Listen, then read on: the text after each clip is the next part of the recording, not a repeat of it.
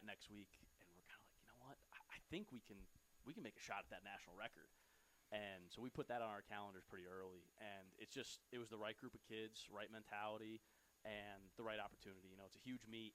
We were the only Division III team in the field, and you know, as just a track fan, getting to be on the infield, just get to nerd out for a little bit. You know, I'm standing next to Carl Lewis and you know all these other great coaches, and I'm just happy to be there, and you know, trying to make sure those kids feel like they're in a good spot to go out and attack a record like that, and they were excited. They were dancing to the music that was going on before when they were in the chute, and they did a really good job. And just everybody went out there and attacked the race, like with confidence and just energy. And it was super cool to see, and the emotions afterwards were fun, and I was glad to be part of it.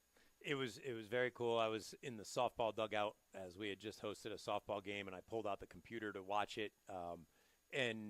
And there's a moment in there where your 400 leg Miranda Cole is reeling in the Ohio State Buckeyes. Yeah. And the commentators said it very confidently, but you could tell there was like a question mark in their mind. They're like, and SUNY Delhi pulling in Ohio State.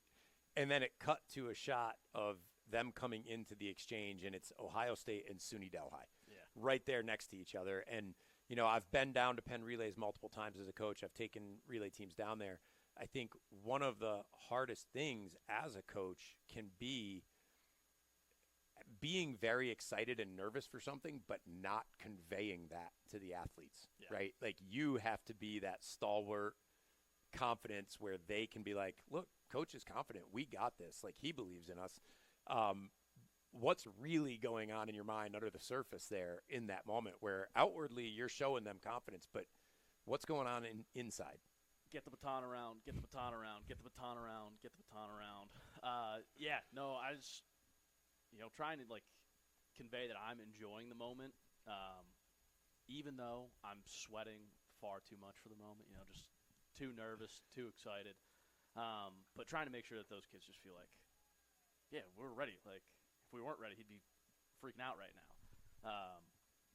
And that's why, like, I was super excited to see that, like, there was some music coming on, and they were in the chute, like, making fun of each other for having different dance moves. And they were loose. We're good. Yeah. You know, that's when I really felt – I knew we had the 4 people to do it, and then, okay, we got through that moment. And we actually had a relay earlier in the day that didn't go well, and I think that was something that very – like, it could have weighed on them, and it could have made them not really have a great moment heading into that.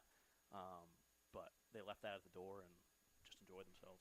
Awesome. So I know you got to get back down there and coach some multi-athletes, but I wanted to bring you up and give you an opportunity. That's got to be a surreal moment. Like you said, it was almost a year in advance. We kind of looked at it and said, man, they're all back. We think that's there. We've got to kind of target that moment. And so you put a year's worth of work into it, and you dropped over a second off the record. But in that moment on the infield, in the aftermath, when you take that deep breath, what is it that washes over you? What feeling washes over you in that moment? Just, like, so happy for those kids. We had a moment where Amanda was sitting on the ground, and she didn't know what the result was, if we had gotten it or not. And Zoe gave her this big thumbs up, yelling, "We got it." And she just laid back on the turf on the infield. And that's the moment where you just know that everybody feels so good about what they just did. And just being a part of that was so cool. And having that opportunity to be there with those kids, you know, it's just a good group. And when they stick it like that, nothing feels like it. Certainly a special group of women, a very talented group of women. To have them all come through in the same place, healthy at the same time, is special. SUNY Delhi's coach, Alex Devine, coach of the sprint medley relay team that broke the NCAA Division III national record last week at Penn Relays. Coach, congratulations. Thank you. Get back down there and coach those multi-athletes. All righty. All right, so thanks again to Coach Devine for stopping up and highlighting that moment. Very cool moment, not just for him and those athletes, but really for the SUNYAC to have athletes competing at this level. And I think in the last hour and a half or so, we've highlighted some things that are really special in this conference right now. Natalia Sawyer, a 7-time All-American, 3-time individual national champion. who, was an established athlete that came in and just continued to develop, right down to Grace Yarkowski, who just picked up track in her sophomore year of college and is now the national runner-up, to Delhi, where we have the SUNYAC's team setting a national record. But back on the track for the 10K, we have Ricky Curiel continuing to lead, and that last lap from Curiel was the same as Haskins' last lap, so the gap is not shrinking as much.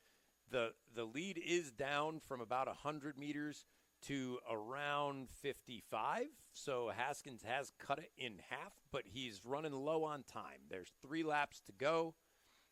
If he's going to be able to make this move, he's going to have to do it pretty soon. But we've also seen some more change. Noah Melita from Oswego State is up into 3rd place now.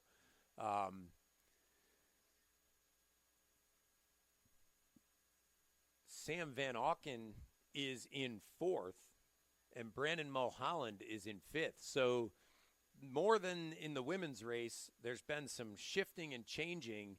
Some of the people that went out hard appear to be paying a price, while some of the others that went out a little more controlled are now moving up through the pack and feeling really good. So I'm sure that Haskins hasn't given up hope on closing that gap on Curiel yet, but they've run the last 2 laps of the race. They were both running 78. So Haskins is going to have to find another gear if he's going to be able to close that gap on Curiel. And at this point, Melita is slowly closing the gap on Haskins from behind. So there still may be some fireworks here in the last part of this race as they go through the 9,200 mark.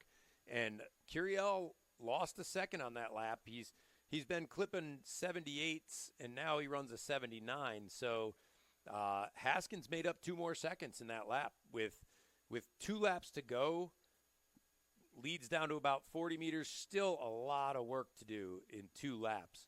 I think if Curiel can just keep his rhythm, keep his hands moving, he'll be all right. But sometimes you cross that line, you redline that engine a little too soon, and things can really come unraveled quickly. And I don't know that Haskins has the room, but he definitely has his eyes locked on Curiel. And Melita is, I'm not sure Haskins knows that Melita is pulling on him.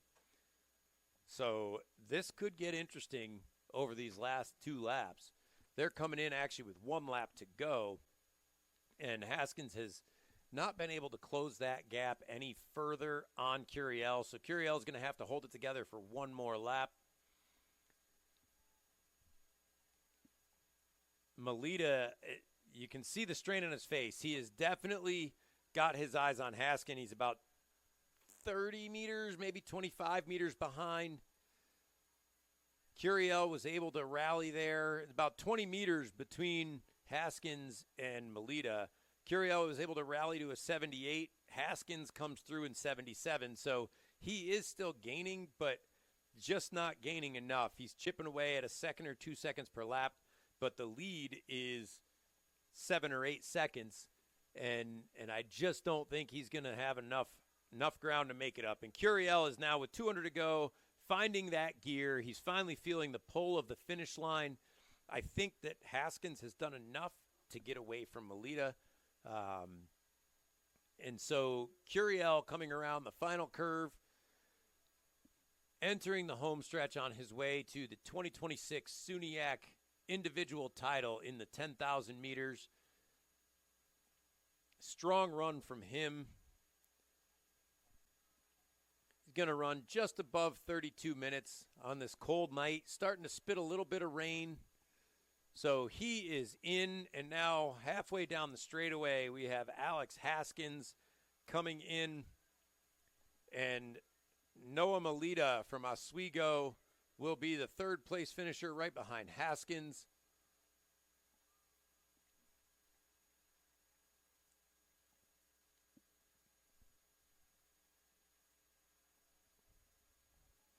And I believe next up is going to be Samuel Van Auken from Plattsburgh, as all the runners crossing the line right now have a lap to go. Here comes Van Auken down the final straightaway. Nearing the line, he will run into a fourth-place finish. And Brandon Mulholland is now entering the final straightaway. He will take fifth. I believe his teammate Christian Wissa is right behind him there. Will take sixth. At one point, Wissa had closed the gap and caught up to Mulholland, and they ran a few laps together.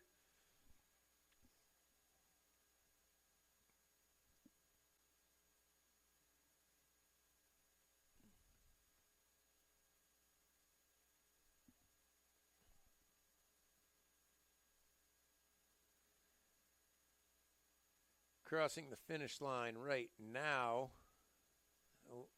Has a lap to go.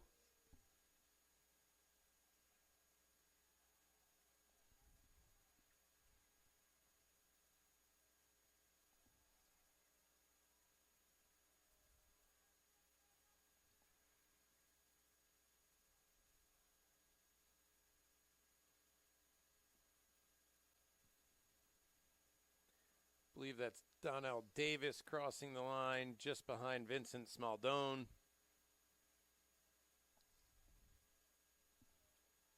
Looks like